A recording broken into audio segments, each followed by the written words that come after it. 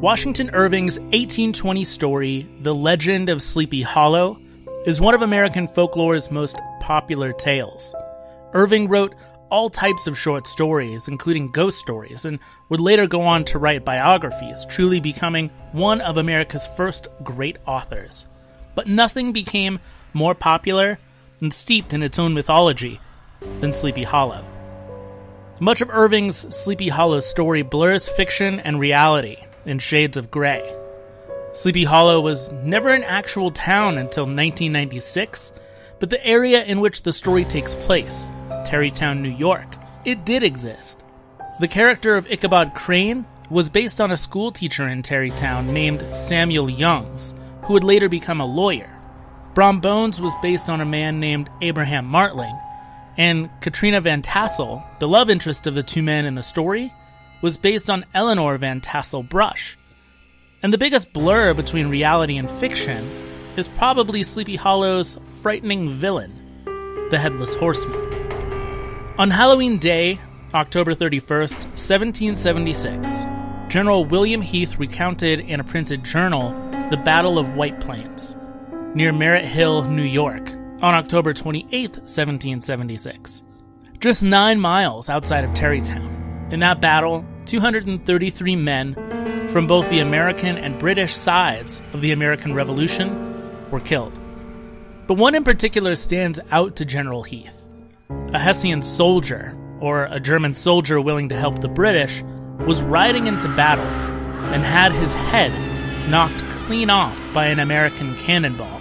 Left on the battlefield was not only this Hessian soldier, but also one dead Hessian horse. Now, it was custom during the Revolutionary War to bury the British soldiers who died where they lie, basically creating mass grave sites at battlegrounds. However, the headless Hessian soldier was moved 9 miles to Tarrytown, and he was buried in an unmarked grave at an old Dutch church. It's unclear whether the man was given a proper ceremony or a proper burial, as he wasn't a British soldier, but he wasn't American either. He wasn't an enemy, but he also really wasn't an ally. Irving, having possibly read the journal, added the horseman into his story as a ghost haunting the area in which he was killed and buried. Coincidentally, the other characters that inspired Irving's story are also buried at that same Dutch church graveyard. After the publishing of Irving's short story in 1820, The Legend of Sleepy Hollow would go on to become his longest-lasting work, outside of Rip Van Winkle. Walt Disney created his own version of the story, with the production starting in 1946. When the full-length feature didn't last over an hour, it was combined with another short, The Wind in the Willows, to create the 1949 release, The Adventures of Ichabod and Mr. Toad.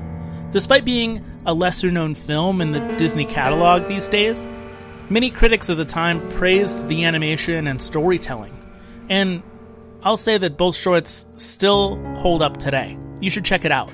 And Sleepy Hollow would go on to be made over and over again, with Tim Burton's version from 1999 being one of the more well-known versions, with Johnny Depp as Ichabod Crane, Christina Ricci as Katrina, Christopher Walken as the Hessian soldier, and Ray Park as the Headless Horseman in his, headless state.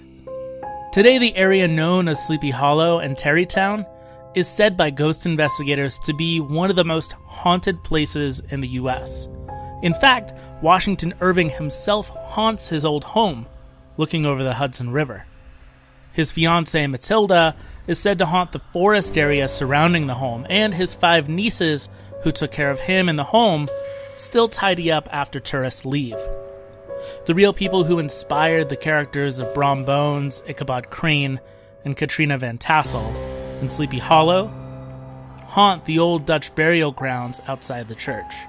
And of course, the Headless Horseman is known to ride around the battleground he was killed at, the church he was buried at, and the town of Sleepy Hollow.